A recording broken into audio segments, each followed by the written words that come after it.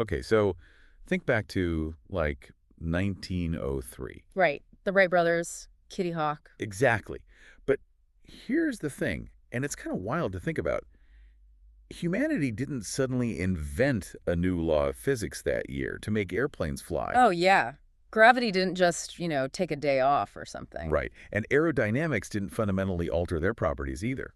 Like, the materials required to build a functioning aircraft, Hmm. the wood, the metals, the basic understanding of propulsion and lift. The raw ingredients. Yes, all of those underlying laws governing those things, they existed during the Roman Empire. They existed when the ancient Egyptians were building the pyramids. They've literally always been here. Always.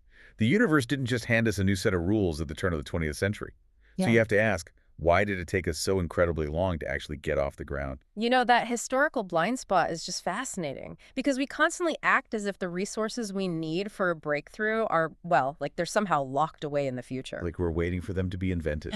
Exactly, waiting to be invented or discovered. And we do this on a huge societal level, but we also do it on a deeply personal level. Well, 100%. When you are staring down a massive goal, maybe a career pivot or a business launch or just a fundamental life change, our default mindset is usually based on a perceived deficit.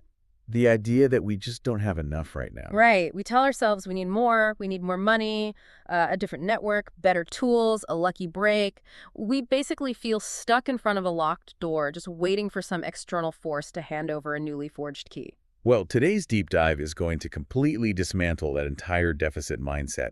We are looking at a collection of notes and excerpts from a lecture called Order the Architecture of Infinite Progress. Such a great piece of audio. It really is. It features the legendary speaker Bob Proctor, and he is doing this intense, this really deep analysis of the philosophy of Thomas Trode. Right. Diving into the really heavy philosophical stuff. Yeah, and we are going to completely reframe how progress actually happens for you. Trode's concept of this starting point, it forces us to confront a completely different reality. A much more empowering one, honestly. Absolutely. The idea that simply rearranging what we already have is the actual secret to unlocking our potential as creators. So, okay, let's unpack this, because Proctor tells his audience that this starting point is such a magnificent, dense concept that you can't just read it once. No, he says you have to read it over and over. Right. He advocates reading it repeatedly just to let it seep into your subconscious. So the foundational pillar of this starting point, it rests on this old saying that Troer highlights and that Proctor really amplifies. The phrase is, order is heaven's first law. Which on its face sounds a bit, Like a quaint proverb. yeah, like something you would see cross-stitched on a pillow at your grandma's house. Totally. But Proctor peels back the layers to show the immense philosophical weight it actually carries. He clarifies that when they use the word heaven in this context, they aren't talking about a specific religious afterlife with pearly gates. Right, it's not a theological thing. Exactly. They are using it as a placeholder to describe an ultimate perfected state of being. And Proctor defines this heavenly state as ultimate calm. It represents the absolute pinnacle of everything positive you can possibly conceptualize. But what I found so compelling, and I think you'll agree, is that almost immediately after defining it, Proctor admits a fundamental limitation. He hits a conceptual wall. He does. He says you could use every superlative available. You could exhaust the entire dictionary trying to describe this state of perfect order, and you would still fall completely short of capturing what it actually is. Well, yeah, because the language itself is fundamentally constrained. Proctor makes this brilliant, highly analytical point about how all the words in our current vocabulary are what he calls third-dimensional words. Third-dimensional words. I love that phrasing. It's so accurate. Because our language was forged in the physical world to navigate physical problems. We developed words to describe height, width, and depth. Right. We have this huge vocabulary for physical objects, transactions, biological needs, basic human emotions. Our entire linguistic framework is basically just a tool built to operate within a three-dimensional reality. So the implication there is that the moment you try to take a tool built for a 3D world and use it to describe something beyond that, It just breaks. it shatters. Yeah. Whether you call it God, Spirit, the infinite, or this ultimate heavenly state, we literally do not possess the vocabulary to accurately map a state of infinite potential. You know, it reminds me of trying to explain depth to someone who lives in a completely flat two-dimensional universe. Oh, like a reality consisting entirely of flat planes, lines, and squares. Exactly. Imagine trying to explain a perfectly round three-dimensional sphere to a person in that flat world. Hmm. You're standing there in your 3D reality saying, oh, it's like a circle, but it also goes outward. And they would just stare at you. They would. Because the word outward in a 3D sense doesn't even exist in their flat dictionary. They literally cannot comprehend the dimension you are referencing because they just don't have the conceptual framework for it. Right. And that is the exact barrier Proctor is describing when we use our third-dimensional words to describe the infinite. Which honestly highlights a critical shift in how we approach this entire philosophy. Because Proctor isn't pointing out the limits of language just to make us feel small or incapable. No, not at all. He's establishing a boundary so we understand how to actually interact with that higher state. We can't fully articulate or even comprehend the entirety of that infinite heavenly calm. However, its primary fingerprint, the very first law that governs that indescribable state. Is something perfectly legible to us. Exactly. That fingerprint is order. What's fascinating here is how Proctor emphasizes that while the heavenly state is beyond description, order is something we can firmly grasp. We might not be able to fathom the infinite, but we absolutely know what order looks like in our lives. Order is the bridge. It is the visible, tangible manifestation of that perfect calm, translating into our messy physical reality. And that translation is where the abstract philosophy suddenly becomes fiercely practical. Because, let's be real, recognizing order as the fingerprint of the divine doesn't inherently solve your everyday problems. Right. If you can't pay rent, contemplating perfect calm doesn't help. Exactly. If someone is struggling to pay rent or their business plan is falling apart, contemplating infinite calm isn't actually moving the needle. So how does Troar's philosophy bridge the gap between this ultimate cosmic order and the reality of human life? Well, Proctor bridges that gap with a singular definitive statement. He says, getting things into a better order is the great secret of progress. And he is entirely unequivocal about this. It's a non-negotiable for him. Right. If you want a result that is beyond your current station in life, establishing order is not just a good idea, it is the fundamental requirement. Which actually brings us right back to that historical blind spot we opened the deep dive with. The aviation analogy. Yeah, Proctor uses aviation to completely dismantle our assumptions about invention and progress. He points out that today, humanity routinely flies across oceans in metal tubes. But achieving flight didn't require the universe to bend its rules. Not at all. The laws of physics in 1903 were absolutely identical to the laws of physics 1,000 years prior. So he argues that if all things are possible, we have technically always been able to fly. The raw materials were always sitting right here on Earth. The fabric, the wood, the metal alloys, the physical principles of propulsion. So we just hadn't arranged them correctly here. Exactly. We didn't invent flight by conjuring new raw materials out of thin air. We achieved flight simply because we finally learned to arrange those existing ancient materials in the correct order to produce a new result. It completely redefines the nature of innovation. Like, we have this romanticized notion of the lone genius creating something from absolute nothingness. The eureka moment. Right, the eureka moment. But Troar's philosophy, as analyzed by Proctor, argues that creation is essentially just reorganization. Progress is sequence. When you align physical materials with the law of order, you unlock capabilities that seem miraculous but are actually entirely natural. Here's where it gets really interesting to me. This organizational mindset, it completely shatters that feeling of being stuck. It strips away the deficit mindset. Instead of aviation, think about a massive, complex box of Legos. Okay, I like this. You buy a giant set to build a spaceship, and you just dump the box out on the living room floor. Initially, it is just a chaotic, disorganized pile of plastic bricks. There's no spaceship visible, it's just noise. Right, just a mess to step on. But every single component required for the final product is present in that pile. Every single piece. You don't need to drive back to the store to buy more plastic. You don't need a magical breakthrough or a stroke of unimaginable luck.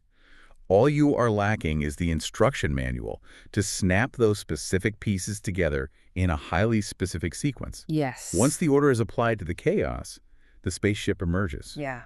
So, applying this to our lives, I mean, does this mean we aren't actually waiting for new resources? We are just waiting for a new arrangement of the resources, the relationships, and the knowledge that already surround us. If we connect this to the bigger picture, absolutely. The broader implications of that are staggering. It means true progress is entirely a matter of sequence and organization. When an individual feels stuck in their career, the knee-jerk reaction is always, I lack the resources, I lack the I capital. need more. But Need more. Proctor is challenging you to look at your environment and realize, I possess the resources, they are simply in the wrong sequence. Look at classical music. Oh, that's a good example. The most breathtaking symphonies ever composed utilize the exact same 12 notes of the chromatic scale. Beethoven did not invent a 13th note. He simply discovered a higher order of the existing 12. Wow. Yeah. Your daily routine, your financial strategy, your creative projects, the components are already present. The secret is the sequence. Okay, but this introduces a massive point of friction for me. Yeah. Because if the Lego bricks are just sitting there on the table, and the 12 notes of the scale are just waiting in the air, and the laws of nature are entirely fixed and unchanging. Nothing happens on its own. Right. What actually acts as the catalyst? A pile of wood and metal doesn't spontaneously assemble itself into an airplane. Chaos doesn't naturally organize into a symphony. What triggers the rearranging? Who actually builds the airplane? That catalyst is what Proctor calls the missing ingredient. Or, if we're relying on Troll's original terminology, it is the introduction of the personal factor. Proctor notes that things themselves had existed from the beginning of the world. The raw, chaotic potential was always present. What was wanting from the equation was humanity, you and me. We are the personal factor. And this is the exact moment the philosophy pivots from a passive observation of the universe to an aggressive, personal call to action. It really is. Proctor directly confronts a very common psychological safety net, which is passive hoping. He points out how frequently people will surrender their agency by saying, oh, God will do it. Right, or the universe will provide. Yeah. They adopt this stance of waiting for divine intervention, hoping the universe will miraculously arrange the pieces for them while they just sit idly by. And Proctor does not mince words here. Yeah. He attacks that passive mindset head on. He states bluntly, God will not do it. You got to do it. Which is a remarkably stark statement, especially considering he devoted the first half of the lecture to defining a heavenly state of infinite spirit. But he is drawing a strict boundary regarding the mechanism of how infinite power actually interfaces with the physical world. Right. He provides the mechanism by saying, God works to and through you, but you got to do it. It is framed as a partnership, but humanity is the active physical mechanism. We are the hands of the operation. The infinite potential provides the energy and the raw materials, but the personal factor must provide the localized order. Because in this philosophical framework, human beings are fundamentally creative entities. We possess this totally unique cognitive architecture. We can withdraw into our own minds, visualize a future state or a specific order that does not currently exist in the physical world. We can see the completed Lego spaceship. Exactly. And then we use our physical agency to force the material world to match that internal blueprint. We are the localized organizing force imposing heaven's first law upon chaotic raw materials. He crystallizes this entire mechanism with an incredibly potent quote near the end of the source material. He says, if I can hold it in my head, I can hold it in hand. Man, if I can hold it in my head, I can hold it in hand. That phrasing perfectly captures the dual nature of the personal factor. The conceptual order is generated internally in the mind, and then physical action bridges the gap, rearranging the external world to reflect that internal vision. I want to push back on this, though, because it feels necessary to stress test an idea that is this absolute. Sure, let's do it. It is a highly empowering concept, yes, but it's also dangerously close to ignoring reality. It's easy to say all the pieces are already here if you are sitting on a mountain of resources or you're born into wealth with endless networking opportunities. Right, the privilege aspect. Exactly. What about someone facing intense systemic disadvantages? Someone who literally does not have the same access to the Lego pieces of capital or education? Is Proctor's philosophy overly simplistic? Like, does it account for a playing field that is demonstrably uneven? This raises an important question, and it's the critical stress test for any philosophy of progress. And the answer requires looking really closely at what Proctor is actually claiming. He is not claiming that everyone starts with the exact same pile of Lego bricks. Okay. He is not denying that systemic disadvantages exist, or that some people have far fewer resources within their immediate reach.